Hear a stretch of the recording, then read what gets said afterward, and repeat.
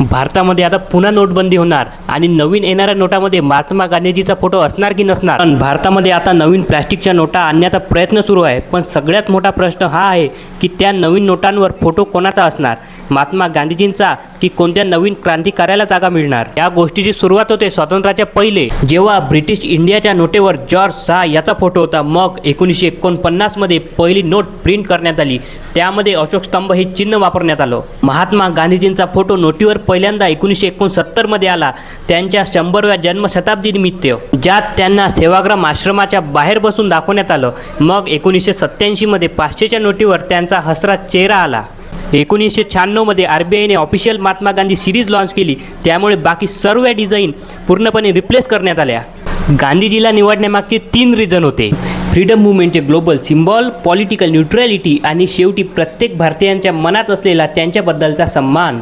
पण जगातील भरपूर देश आपल्या करन्सीवर मल्टिपल पर्सनॅलिटी यूज करतो, पण इंडियामध्ये फक्त एक सिंगल चेहरा। कमेंटमध्ये सांगा, उद्या जर नवीन नोटा आल्या तर तुम्हाला त्यावर कोणाचा चेहरा पाहायला आवडेल।